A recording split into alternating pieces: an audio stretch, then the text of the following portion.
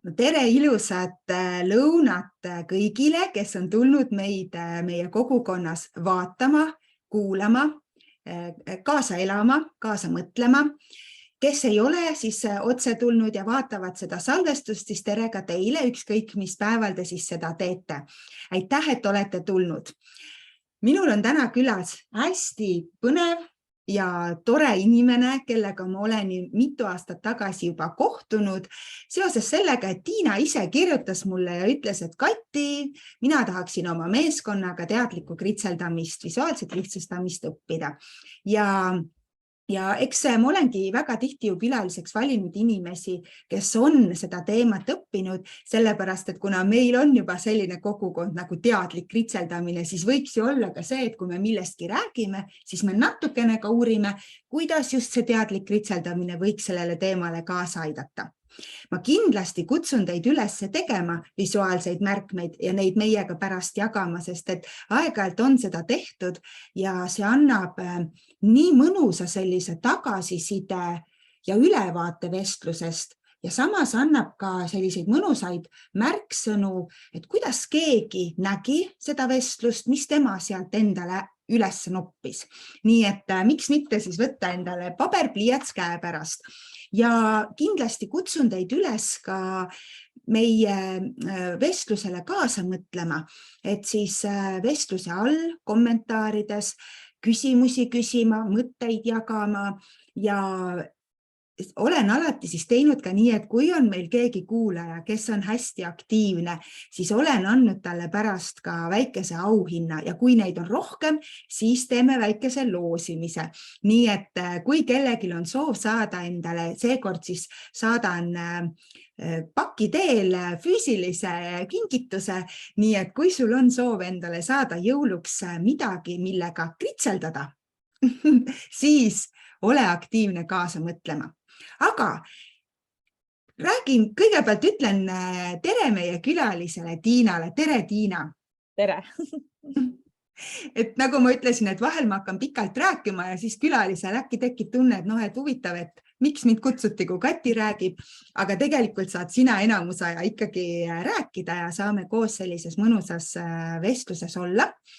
Ma mõtlesin, et paneks osalejatele, kuulajatele ühe mõtiskluse või küsimuse, et kui nad meid kuulavad ja tahavad kohe midagi, et võib-olla mõtlevad, et ma küsida ei oska, aga et ma mõtlesin, et annaks neile sellise küsimuse, et mis on see, mis paneb hetkel sinu silma särama? Kirjuta meile sinna kommentaaridesse. Ja vaata, võib-olla me saame siis mingi hetk ka Tiinaga vaadata, et mis te sinna kirjutanud olete, et kas see kuidagi seostub, kas me saame kuidagi seda kommenteerida. Ma küsin kindlasti sinult ka kohe, Tiina, seda, et mis paneb sinu silma särama. Aga kõigepealt ma tahaks küsida sinult seda, kes on Tiina? Kes on Tiina täna või kes on Tiina üldse? Naine, abikaasa, ema, õde, tütar, aga ka psühholoog, psühhoterapeut, karjäärinõustaja, kui me juba siin töörolle niimoodi loetleme. Ja missiooni mõttes ma mõnda aega tagasi siis avastasin, et üks asi, mis mul kuidagi tekitab elevust ja võib-olla siis juba etteruttavalt vastates ka, mis minu silma särama paneb, on võimalus siis muuta Eesti õnneliku töötamise maaks. Et seda väikest riiki, mis meil on, võiks siis iseloomustada see, et kus iganes inimene töötab, mis on tema eriala, on see väike meeskond või suur, on see maapiirkonnas või linnas, aga et need töökohad oleksid siis sellised inimkesksed, hoolivad, õdusad nii vaimses kui füüsilises plaanis, et see on siis see minu suur asi ja sellepärast ma siis vahel niimoodi või õigupoolest üha sagedamini nimetan ennast ka siis selliseks tööõnne uurijaks. selline naine täna. Ja nii tore, et sa siis alustasid selle kõigega, et kes sa siis oled eelkõige, ütleme siis oma enda lähiringi, enda jaoks, oma lähiringi jaoks, sest et tõenäoliselt on ka see, et see tööõnn ju tuleb kuskilt sealt ka, mis on see tööväline kõik meie jaoks. Aga ennem kui sinna tööõnne juurde läheme, siis ma küsiksin ka niimoodi sinu käest, et kui sa nüüd mõtledki ainult, ütleme, jätad kõrvale siis korraks selle, mis sa siis teed teiste jaoks nii-öelda, mis on ka enda jaoks, et see paneb su silma särama, see on sinu kirgmissioon.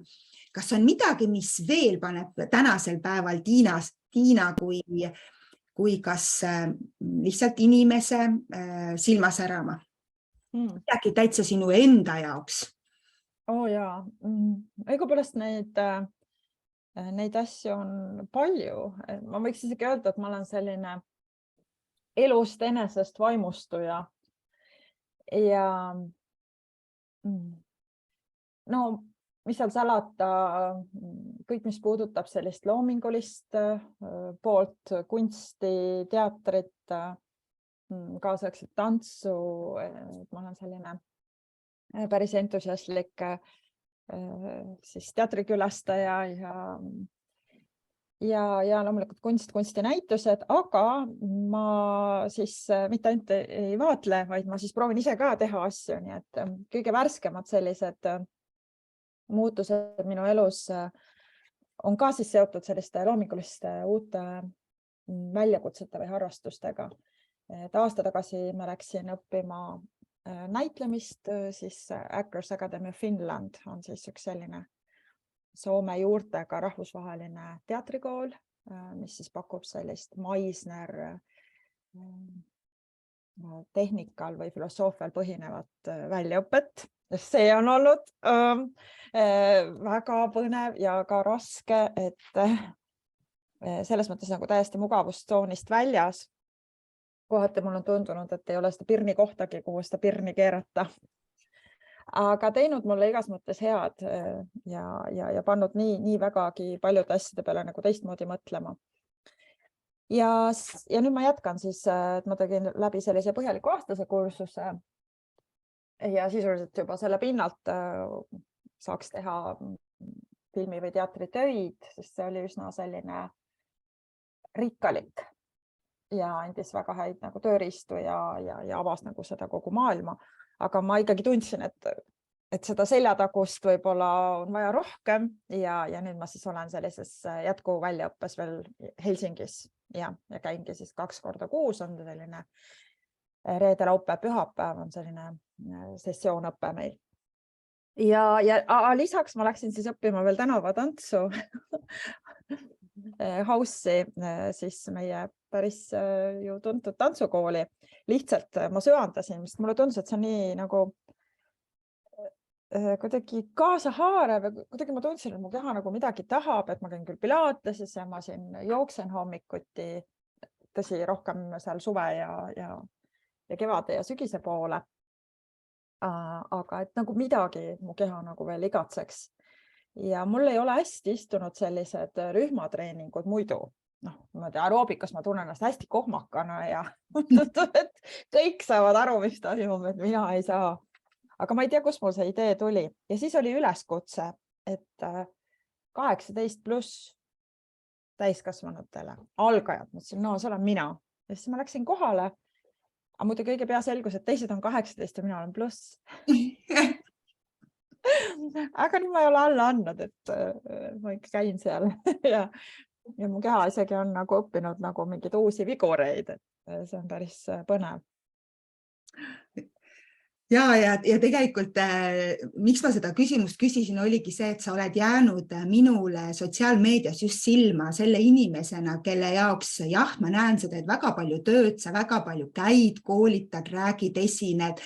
Me jõuame sellest kõigest rääkida veel, mis sinna juurde käib, aga ka see, et sa jõuad ka nii palju tegeleda nagu selle välise ajaga ja iseendaga, oma hobidega, et juba kõrvalt oli näha, et ei saa olla see Soome teatrikool sugugi lihtne asi, esiteks juba käia sinna, eks ju, midagi muud sellist. Ja kui sa nüüd ütlesid, et tantsimine ja siis ma tean, et sa oled DJ-ks ennast koolitanud ja sa luuletad aeg-ajalt. Nii et ma arvan, et sa oled selle koha pealt üks ehe näide oma see, mis on sinu kirg, see tööõnn, et sa oled ise ka ehe näide näitamaks, et kuidas me saame oma elu elada nii, et olla tööl rõõmus ja samas töö ei ole kogu meie elu, eks ju. Et aitäh sulle, et sa seda teed ja ma pidevalt jälgin sind just sellise mõnusa, positiivse kadedusega, et isegi ma ütleks, et see on kadedus sellise inspiratsiooniga, et vau, et tegelikult võiks ise ka veel midagi sellist mugavustsoonist välja täiesti proovida, nii et üks hetk, kui ma midagi sellist teen, siis ma ütlen kohe, et nii, Tiina on selles heas mõttes süüdi. Ja ma vahepeal, kui ma vaatan silmaga niimoodi eemale, siis ma tegelikult vaatan meie seda Facebooki gruppi ja siin on siis ka, kuidas meil on täna toredalt kuulajaid, juba 10 kommentaari on siia alla tulnud, kus siis on just see sinu Pirni koht, et pole ka vahepeal kohta, Marika on öelnud, et need Pirni kohad, kuhu saab pirne keerata ja loodus ja lähedased ja võimalused panevad tema silma särama ja siis Tuuli on öelnud, et lumi paneb silma särama ja ka kirg karjääriteemade vastu. Ja Maarja, aitäh, Maarja on öelnud, et silma paneb särama selle meie kogukonnas olemine ja Viivele lähedased, eriti lapselapsed ja see, mis ta siis edasi annab, et see teeb rõõmu. Et sellised erinevad, et kuidas siis loodus, lähedased, töö, kogukond, et tegelikult väga palju selliseid olulisi märksõnu on juba siit tulnud. Ma küsin sinult nüüd edasi, et kust kohast üldse tuli selline mõte, et selline sõna tööõnn, töörõõm, et seda uurida, et sellega tegeleda? Jaa. Seda on ju varem ka küsitud, mis seal salata, aga mul võib-olla täna on isegi uus vastus sellele, võrreldes sellega, mis ma varasemalt olen öelnud. Ja see tuli ühest hiljutisest koolitusest, kus siis meil olid karjääriõpetajad, kes siis koolis on võtnud selle teema enda vedada ja karjäärinõustajad. Ja teemaks oli siis nende tööõnn ja mina olin siis selle vedaja, mul oli au siis olla see, kes seda koolitas seda teemat. Ja kuidagi sellega teeb koolitust või nagu mõelda, et mida ma ise näiteks vajaksin, et mis teemadel ma ise tahaksin rääkida, mis minu erialal on olulised ja nii. Ja siis arutasime nendega, et mis on üldse see miks me teeme seda asja. Et mis on see minu nagu sügav kutsumuse essents. Ja siis me seda seal sõnastasime ja näiteks mina olen enda seda miksi sõnastanud nii, et mul on nagu sügav soov aidata inimestel avastada nende andeid või nende potentsiaali, ma nimestan seda ka kulla kaevamiseks. Et igas inimeses on nii palju peidus, et see lihtsalt nagu väärib uurimist, väärib avastamist, uudishimulik olemist enda suhtes. Ja kunagi ma mäletan, mind väga liigutas üks mõte, ma nüüd autoritki enam ei mäleta, aga et on ääretult kurb, kui me oma muusika enda kaudu kaasa viime, ilma et see eluajal avalduks. Ja siis ma võin öelda, et jah, see on olnud nagu see minu miks. Aga nüüd, tollel koolitusel ma veel omakorda innustasin siis neid osalejaid küsima, et mis on sinu isiklik vajadus või sinu isiklik teema, et see miks on nagu sinu ellu tulnud, et see peab olema veel mingi side, mingi ekstra. Ja kui ma nüüd sellele küsimusele pean ise vastama, siis ma ütlen, et mina tulen täiesti väikesest linnast ja ausalt öeldes mul oli üsna keskpärane koolikogemus. Et ma isegi ei mäleta, et ma oleksin mingis aines olnud hea või ma pigem tundsin seda teatavat nagu saamatust ja isegi alaväärsuskompleksi väga paljudes kohtades. ja ma siin nüüd, see kõlab täiesti uskumatult, aga ma olen 72 aasta väljalase, et siis igaüks saab arvutada, et millal ma umbes koolis käisin, on ju. Aga ma tahan öelda, et kui ma olin kuskil seal gümnaasiumi kandis, mina ei teadnud, et eksisteerib Tartu Ülikool. Ma ei tea, kuidas see võimalik on, aga ma ei teadnud seda. Seega no minuni, et siis ma mõtlengi, et ma elasin oma pisikeses väikses provintsis, oma mullis, oma mingisuguste võib-olla piiratuste, hirmude, tõsi ka loomingulisusega, sest et üks asi, mis oli tol ajal minu elus, oli ikkagi teater juba toona. Mu ema oli olnud näitleja ja siis vedas seal noorte kooliteatrit, et võib-olla see oli see minu õnnemull tol ajal või kus siis sai ennast nagu proovile panna. Aga jah, et mis mu elust edasi saab, et toda ma nüüd küll ei teadnud. Ja võib-olla see on see põhjus, et kuna ma ei tundnud, et minusse nagu lapse või noorena oleks väga usutud, et minus oleks midagi nähtud, pigem ma kogesin seda, et mu uksed moes läksid kinni. Et tegelikult loomulikult ma läksin proovima ka teatrikooli tol ajal, ma sain sinna sisse. Järgmiseks ma proovisin Tartu kunstikooli ja ma jäin sealt 1 punktiga välja, eks läksin küll kiviraie ja skulptuuri 2 juhuks, et sisse saada. Jäin põhimõtteliselt joone alla. Küll oli häda mingi rahaliste vahenditega, mida mul ei olnud. Ja lõpuks minu elu määras üks täitsa juhuslik valik. Et raamatus ka sellest olen kirjutanud nüüd hästi avameelselt, et läksime oma peigmehega ühte kutsekooli Tallinna bussijaama lähedal ja põhimõtteliselt panime silmad kinni ja valisime suvalise eriala. Ja siis juhtuski nii, et ma õppisin ettekandjaks. Õppisin ettekandjaks. Ja 1,5 aastat. Ja see sisustas minu elu peaaegu 7 aastaks sealt edasi, et kogu see teenindusala ja üldse selline kaubandus ja nii et. Ja, aga kui mõelda, mitte üldse nagu halb stardipunkt võib-olla, eks ju, ja lõpuks siis teha midagi sellist ja kuidas praegu vaadata seda, mis sa rääkisid, need koolid, mida sa valisid, ja kuhu praegu siis sa tegelikult ju oled nüüd nagu teadlikult ennast suunamas, eks ju, kogu see looming. Ja ma ise mõtlen ka, et ega see ei ole siis selline hale lugu, et vaene minakene, et vastupidi, et no nüüd olles kõik selle läbi mõtestanud, saan ma öelda ka absoluutselt kõikidele oma armsatele klientidele või kaasteelistele, et karjääris ei ole valesid valikuid. Absoluutselt kõik, mis sa teed, on öko, seda saab taas kasutada. Iga asi on millelegi kuskil hea, võib-olla tollel hetkel me ei tea, aga hiljem see selgub. Nii et et sellest ma olen meeletult tänulik, et mul on olnud just selline elu ja selline stardipunkt, nagu mul on olnud.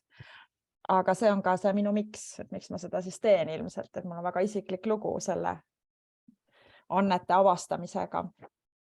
Ja tegelikult ma mõtlesin, ma olen seda ükskord ka öelnud välja seda lauset, mis sinult praegu kuulates mulle pähe tuli, mille on öelnud Elisabeth Gilbert. Ma ei tea, kas sa oled lugenud, mul on siin inglisekeelne versioon, aga Suur võluvägi ja tema ütleb seal nii kihvtisti seda, mul on isegi leidsin faili, kus ma olen siis eesti keeles, et universum matab meisse kõigisse isevärki kalliskive ja astub ise eemale, et vaadata, kas me leiame need üles.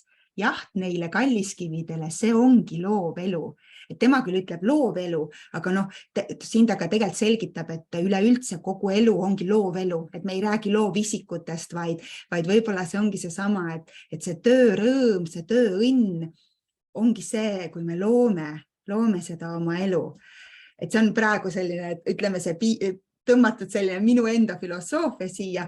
Aga kuidas sina ütled, mis on see tööõnn, mis on see töörõõm? Jah, see on tõesti see, et meil on mingi sügavam tähendus, et me näeme selle asja mõtet, et sellest vaatest küll me ei saa öelda, et nagu on paremaid erialasid või vähem olulisi töid, et kindlasti mitte. Lihtsalt me peame nagu aru saama, et kelle elu see paremaks muudab, mida me teeme. Et see on hästi oluline teema ja minu enda teadustöö tõi välja ka selle, et me tahame mingis mõttes, et meie tegevusest jääks jälg.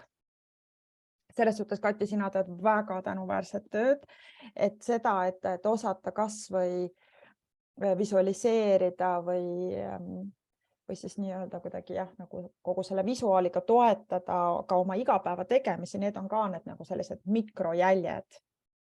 Et ma nüüd siin ka, meil on ka jõulukoristamine kodus käsil ja siis ma isegi olen leidnud mingisuguseid varasemaid, ma olen siis juba ilmselt sinu kursusel käinud, sest ma vaatan, kuidas ma olen oma mõtteid paberile pannud ja siis mõtlen, kui tore ja ma saan kohe sellest aru.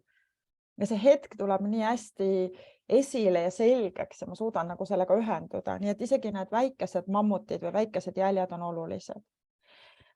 Siis tuleb välja, et töörõõm on see, et me saame sellest nagu tagasisidet. Et mingis mõttes see tunnustuse komponent, et keegi saab justkui kasu või kellegi elu läheb tänu meile helgemaks, kergemaks, paremaks, et see on väga tähtis.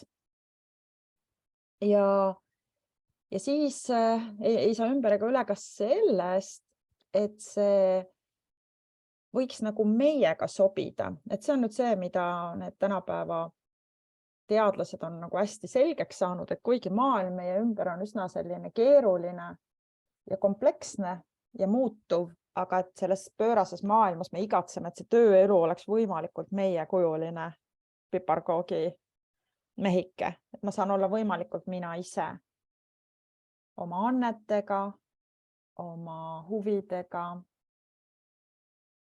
oma teadmiste, oskustega ja ka oma nõrkuse või haavatavusega, et me mahuksime ära sinna oma nii-öelda tööellu just sellisena, nagu me oleme. Ja see on nagu selles mõttes paras väljakutse, sest et ega meil ei ole ju läbivalt elus olnud võimalus nagu tegeleda siis sellega, et kes ma olen. Võtame kas või koolis, et kas meil siis oli see aine, et kes sa oled ja mida nagu sa selles elus teha soovid. Siiamaani kohati defitsiit selle osas. Aga jaa, et see enda kujulise elu leidmine on hästi tugevalt seotud töörõõmuga. Ja siis muidugi tuleb peoga selliseid samuti tähtsaid komponente, et me peame tundma, et iga päev töötamist muudab mind ilusamaks, paremaks ja targemaks. Et see tunne, et minu väärtus kasvab.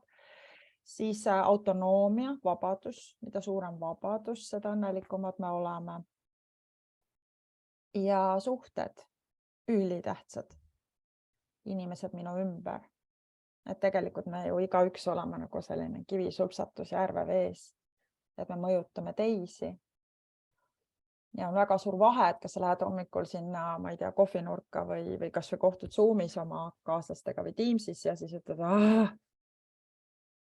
nägite juba seda kirja, mis saadeti. Või sa ütled, et sa näed nii särav välja täna ja aitäh, et sa mulle selle kirja saatsid. Sinuga on nii hea koos töötada. Et kõik mõjutab meid, mis meie ümber toimub. Ja lõpuks ikkagi see holistiline käsitlus, et meie vaim, meie hing, meie keha peab ka olema toetatud tööd tehes.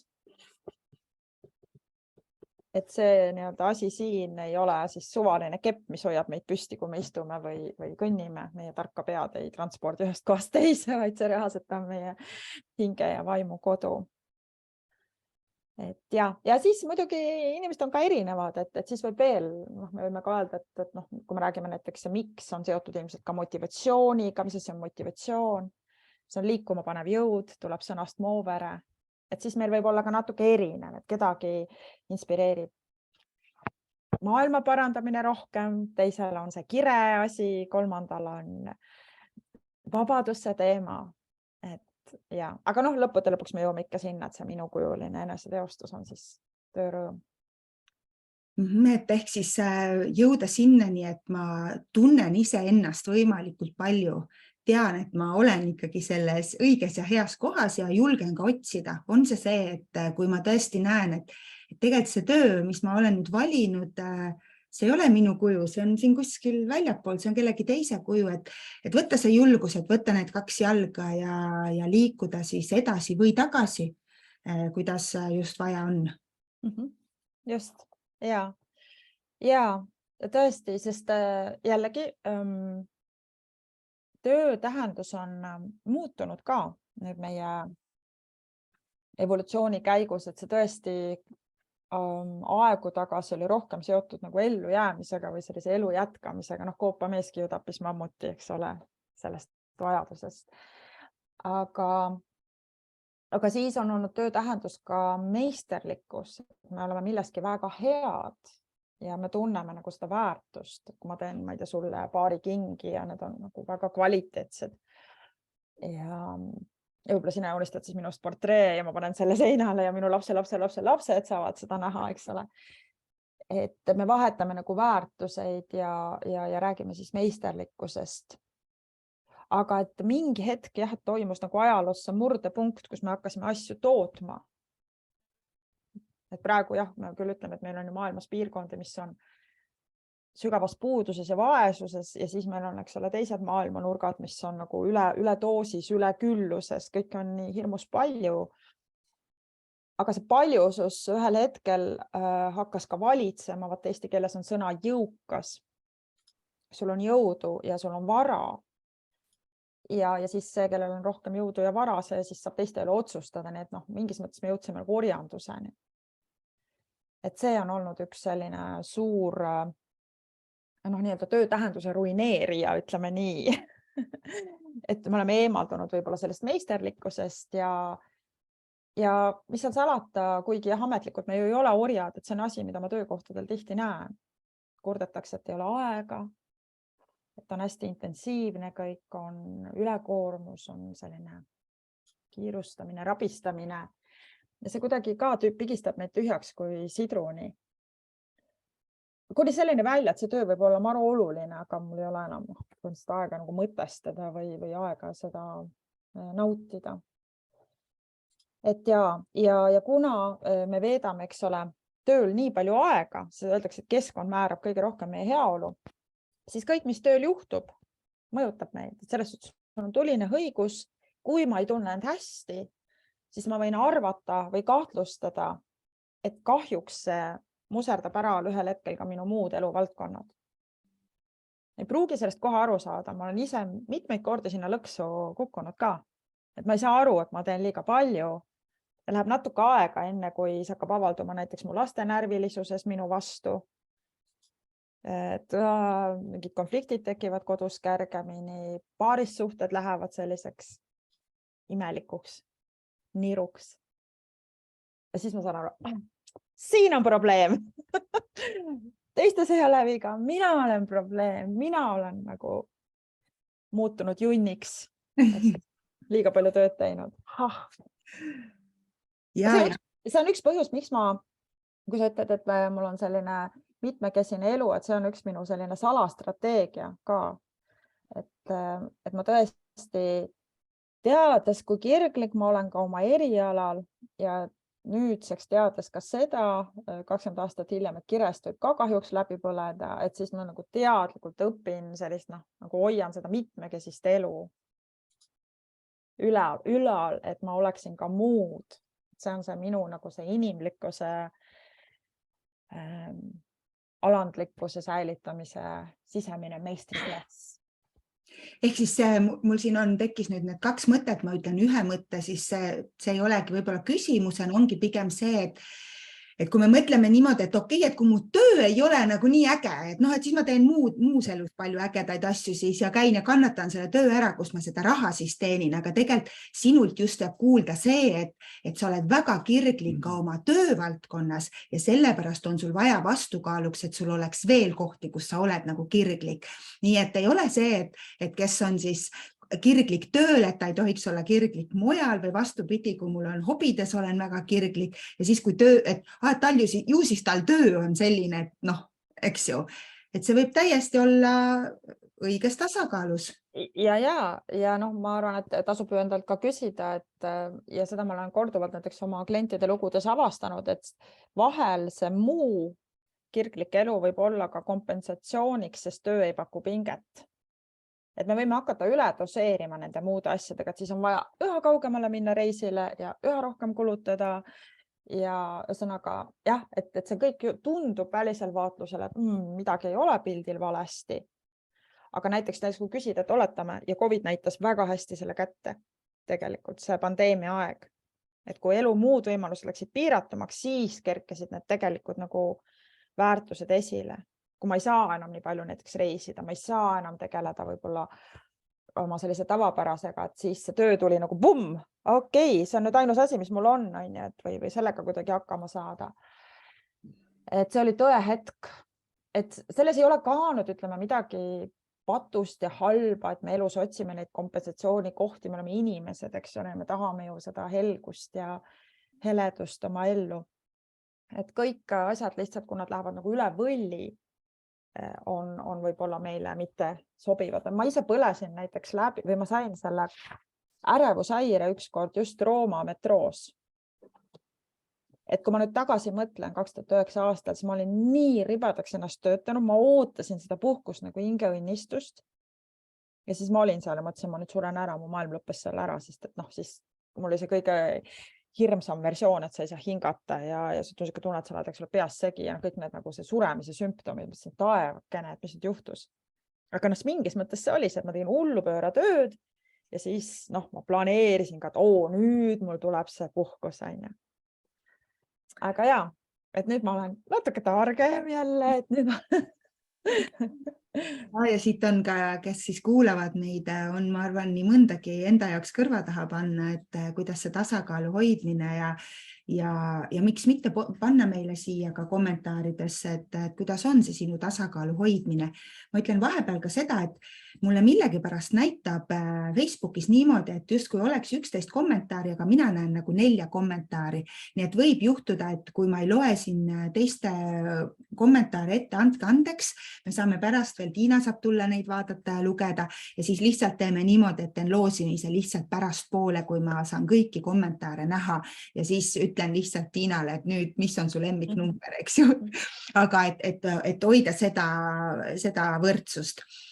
Aga jõuame nüüd natukene siis ka sinna poole, et kus tegelikult tuli mul mõte panna selline tänane pealkiri, et kui meie töö oleks meie mäng, et tegelikult ju sina räägid töörõõmu, tööõnne kontekstis, nihe on natuke teises kohas kui see, et me peaks justkui töökohal, eks ju, nagu mängima, võib-olla sugugi mitte, aga see mõte tuli sealt, mis käis meil juba ka siin jutust läbi, oli see sama vaimne tervis.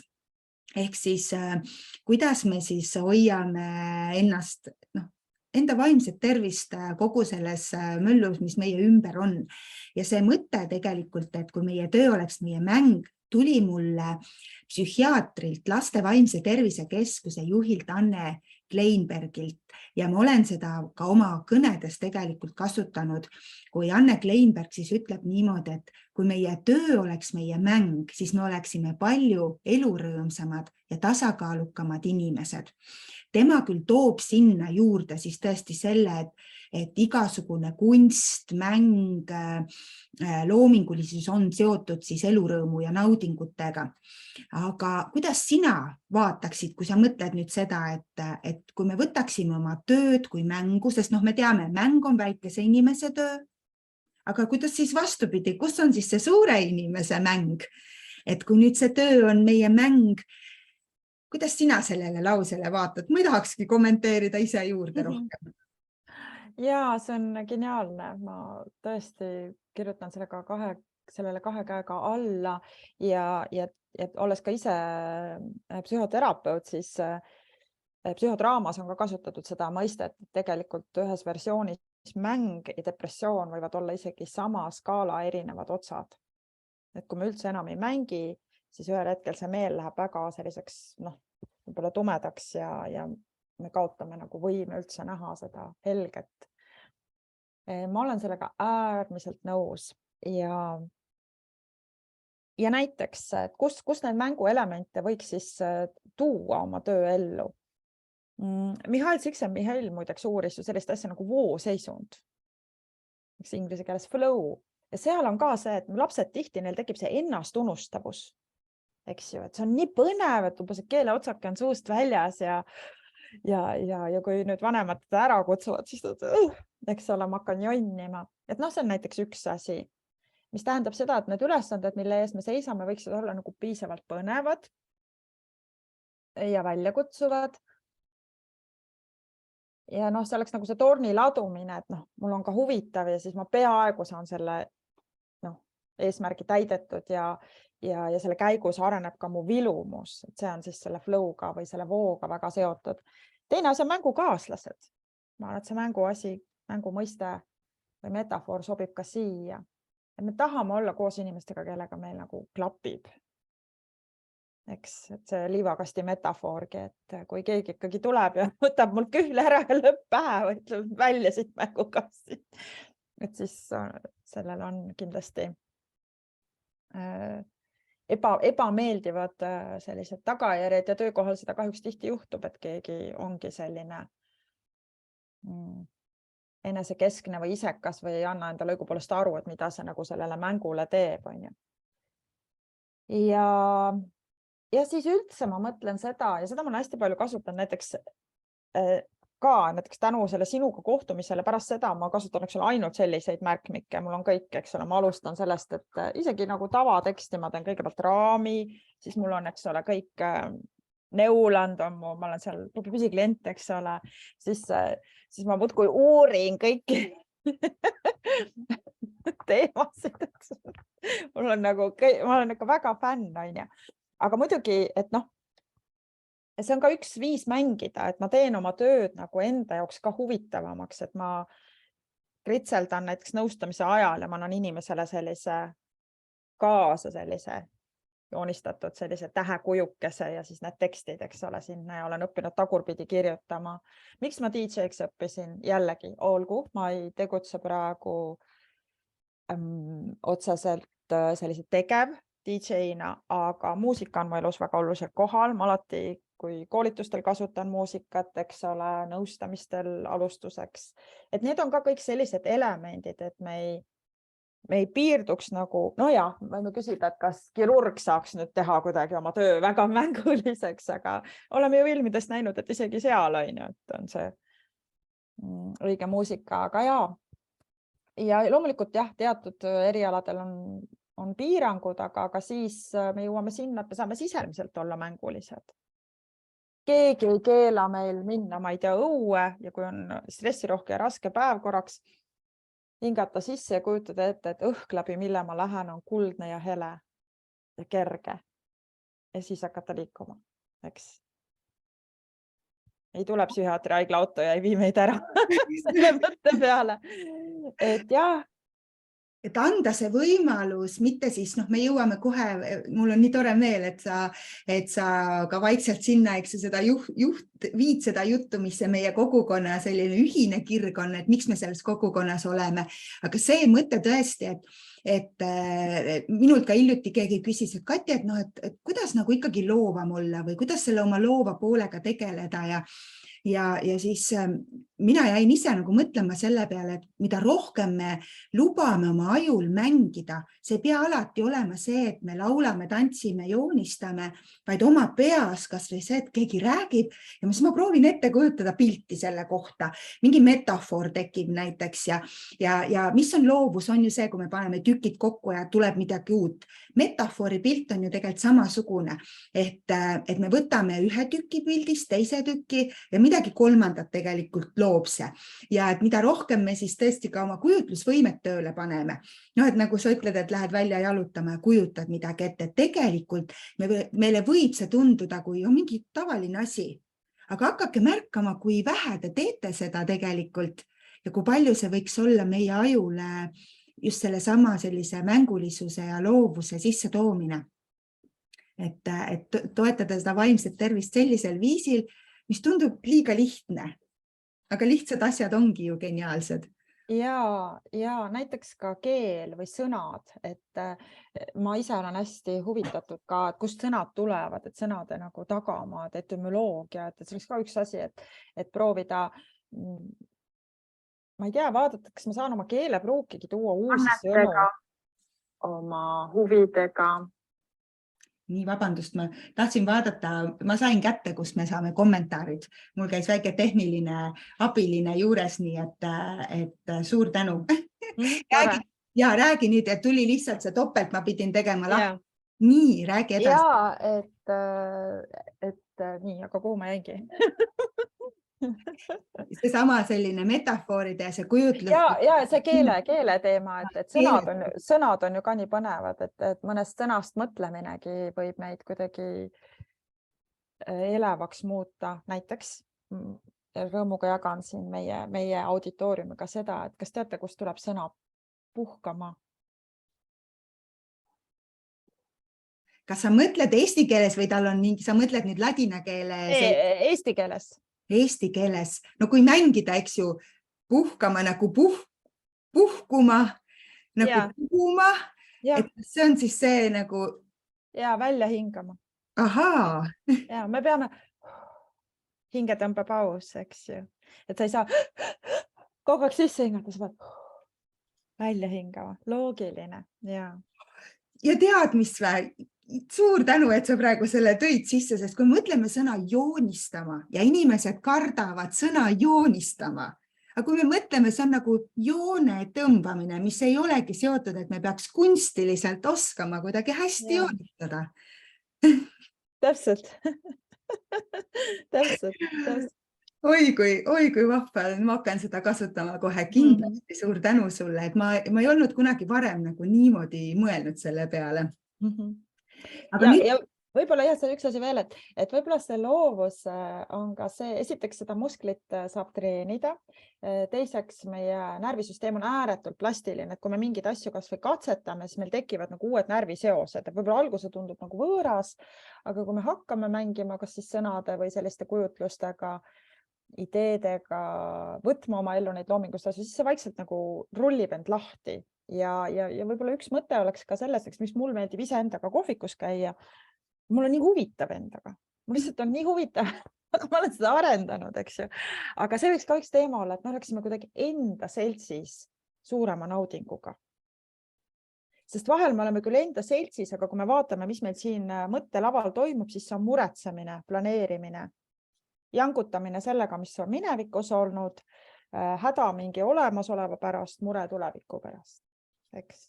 Et juba selle pärast seda mängu teemat on sinna vaja rohkem tuua, et me kuidagi saaksime ka puhata või hõlpu või väetada ennast, kosutada, sest lõpuks, kui me oleme ennast täiesti ära kurnanud, siis mis seemneid sa siia kurnatud pinnasesse siis lõpuks viskad, et midagi ei lähe enam kasvama. Ja just see erinevate valdkondadega oma maailma ristamine, see viib meid sinna tagasi ka see Medici efekt, mis siis kunagi Firenzes oli hästi legendaarne, Medicite rikas dünastia, tõi sinna kokku erinevate elualade inimesi ja siis sündis tohutuid innovatsioone tänu sellele. Nii et tasub teha erinevaid asju, tasub ennast nagu leebelt müksata oma mugavustsoonist välja, sest see rikastab ka meie muid rolle ja meie põhieriala siis. Ja see tegelikult viib meid sinna selle viimase teema juurde, mis siis oli meil kirjutatud, et me koos arutleme ja sellest tegelikult juba tuli juttu ka kõik see, kuidas töö juures mängimine, et see sama joonistamine, visuaalne lihtsustamine on üks viis, kuidas me saame seda mängulisust siis sisse tuua. Ja praegu sind kuulates siis ühelt poolt see on tööriist, mida me saame teistega koos kasutada, et hakata nägema, mida keegi üldse mõtleb ja kuidas see mängulisus, see ongi see, et kui ma julgen tõmmata neid jooni, joonistada midagi juurde, siis me oleme järsku nagu mugavustsoonist väljas ja julgeme eksida, aga teiselt poolt ka minule endale üksikuna, et kui ma hakkan harjutama seda enda seltsis olemist ja võib-olla mul ei ole veel see kujutlusvõime ja see fantaasia nii hästi veel töös, siis äkki see on üks tehnika, millega ma saan hakata harjutama, et ma olen endaga koos, ma mängin oma mõtete, tunnetega, võib-olla teen midagi minevikust selgemaks, vaatan tulevikku, aga et ma mängin seal ja ma tegelikult harjutan oma aju mängima üks hetk ka ilma paberi ja pliiatsita. Tundub ju, mina vähemalt enda peal olen seda kogenud. Nõus. Täiesti nõus, jaa. Et on mingid tehnikad, võib-olla mõne jaoks ei ole see joonistamine, võib-olla on see, et sa pead liigutades midagi tegema. Aga mulle tundub, et me peame jälle selles ühiskonnas harjutama oma aju mängulisuse jaoks üldse, et osatagi olla mänguline ja siis on mingid tööriistad, mis aitavad. täiesti nõus. Ja ma olen ikkagi olnud üllatunud ja vaimustunud sellest, et kui vähe on vaja või kui lihtsast tegelikult piisab, et seesama idee, ma sain selle kindlasti sinult, kuna me vist kohtusime sinuga veel enne, kui me palusime sind oma meeskonda, sest ma teadsin sind, ma olin ise vist käinud sinu mingil asjal, ma olin nii vaimustuses, ma midagi juba kasutasin. Tegelikult ma jäin, kui ma seda algust tegin ja ütlesin, et me kohtusime, kui sa kutsusid, siis ma sama ajal seda rääkides jäin mõtlema, et tegelikult ikkagi me kohtusime varem ja siis sa kutsusid mu meeskonda. Ja. Et mina juba kasutasin neid asju, ma olin ise nii õnnelik selle üle, aga ma arvan, minu jaoks hästi suur muutus oligi see, et ma vahetasin välja märkmikku, et ma vaatan praegu ka, kui ma ise olen kuskil väljaõppes või loengutel, vaatan inimesi nagu hämmastusega, et nad kasutavad neid tavalisi vihikuid ja kirjutavad sinna vahele ja mul lihtsalt nagu kuidas nad nagu sotti saavad sellest, et minu jaoks suur muutus oligi see, et ma hakkasin kasutama laiupidi formaati ja esimene asi oli see, et ma tegin joone ümber. Ja see on lihtsalt uskumatu, see on iga kord nagu üks liivakast. Et kui ma teen nagu joone ümber ja et siis midagi muutub nii totaalselt, et ükskõik mida, et kui ma isegi kirjutan sinna teksti, et see on korraks nagu selline mängumaa, mingi raam, mille sees saab olla loov, et mul see tegelikult on nii väike asi, mida me saame teha. Või siis tõepoolest, eks ole, need markerid, et sa võtad kätte juba mul tuju heaks nagu lihtsalt nagu, et keegi on nagu mõelnud ja ka see on ju nauding, et sa võtad ja teed ilusa joones, ma olen nii häiritud, kui mul must näiteks tühjaks saab. Pean seda täitma ja siis olen hädas, et abikaasale, et appi, kas aitaksin mul ruttu ära täita? Ja siis ma vaatan, ma ju käin hästi paljudes erikohtades ka koolitamas pankades ja nagu tõsistes kohtades. Ma lähen sinna, nüüd, mis on võib-olla kurb ja rõõmus ühtaegu, et ma kasutan Padletit. Et Padlet on nüüd muutunud konkurendiks minu loovale visualiseerimisele või sellele kritseldamisele. Et vahel nagu tundub nagu lihtsam teha see. See on ka loov tegelikult, seal saab ilusa tausta valida ja nii. Aga varem jah, ma tegin kohe pabertahvlile, joonistasin tõsistes firmades, ütlesin nii, nüüd arutage oma vahel, tegin paar sotsiomeetrit ette ja ütlesin nii, nüüd arutage oma vahel tellimus kuldkalale. Et mida te siis sooviksite kuldkalalt, et olla siit edasi tööl õnnelikum. Et joonistasin sellise kuldkala ja tegin selle ilusa selle lehvidega pealkirja. Ja inimestel nagu vups, ükskõik kui tõsised nad ei olnud, kui vups hakkasid neid tulema, et kui vähe jälle on vaja, et ärgitada siis seda meie tarka aju. Jah, et selliste pisikeste asjadega juba, kui mõtled, et kuidas koosolek, mismoodi ma teen seda siis, et me oleksime seal natuke võib-olla meeleolukamad või rõõmsamad, aga kas või sellise pisikese asjaga juba, kui sa tervitad inimesi ruumis ja oled siis teinud midagi sellist, kas või slaidi peal on kuidagi ise joonistatuna või selle murtud joonega midagi tehtud, eks ju, et sa tegelikult juba kaasad mänguliselt inimesi nagu kaasa mõtlema ja võib-olla mida rohkem seda töö juures on, et siis me üks hetk nagu märkamegi, et kuidagi on seda rõõmu meie ümber nagu sellisel viisil, et loomulikult see töö rõõm on nii palju muud. Ja siis ma usun, Kati, paljud nagu kuulavad meid, mõtlevad ka, et et mis teil veab, et mõlemad sellised rõõmsad inimesed seal suu nägu nalja täiseks. Et tihti tekib küsimus, mida minult ka on küsitud, et aga inimesed on erinevad, et osad on, et kui ma olen kinnine või kui ma olen vaikne. Aga ma arvan, üks asi, mis esiteks jah, et kinniseid ja vaikseid inimesi nagu originaalis isegi ei ole olemas. Et see ei ole loomupärane omadus, me ei saa kinnisena sündida eriti, et muidu me ei jääks ellugi, et meie loomupärane omadus on ikkagi välja, see elujanu. Aga üks asi, mis me saame teha, et me saame inimesi vaadata sellise uudishimuliku pilguga, et olla huvitatud neist. Ja selline kriitika vaba, hinnangu vaba pilk, et lihtsalt olla huvitatud, et issand, kui ilus inimene, et vaata, kui põnev.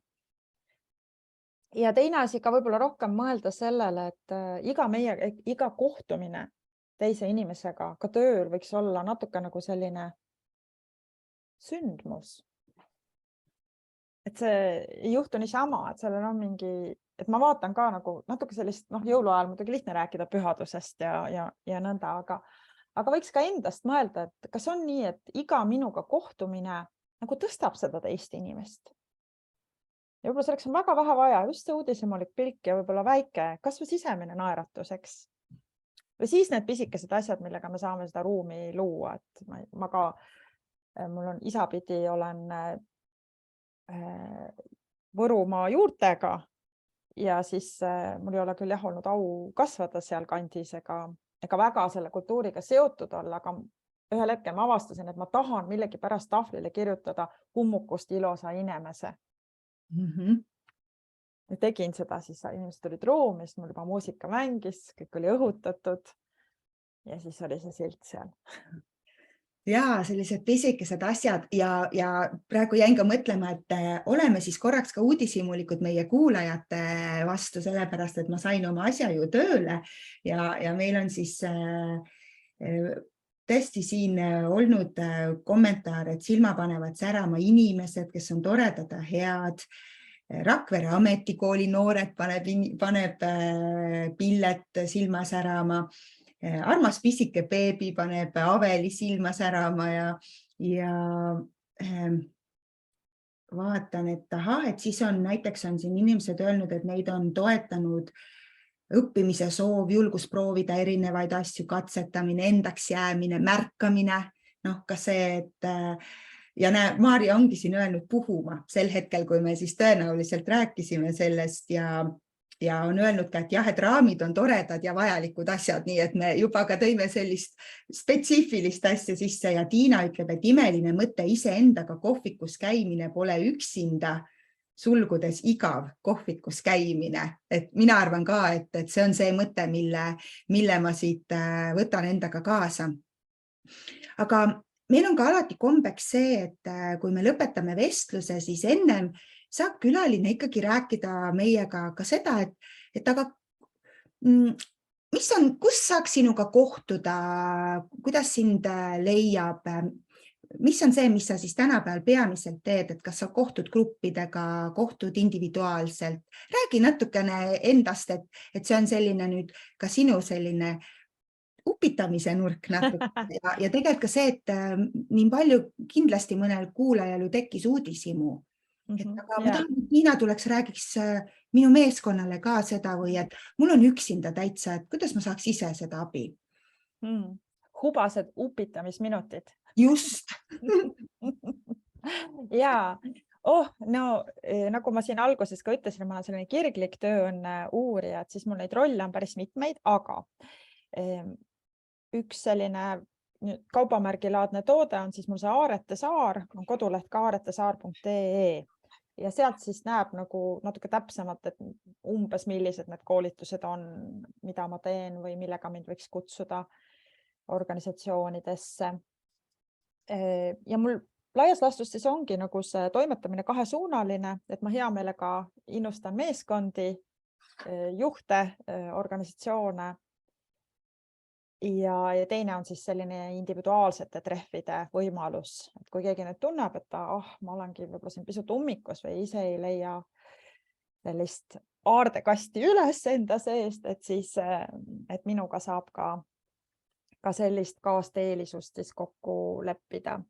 Et nimetame seda siis karjäärinõustamiseks või milleks tahes.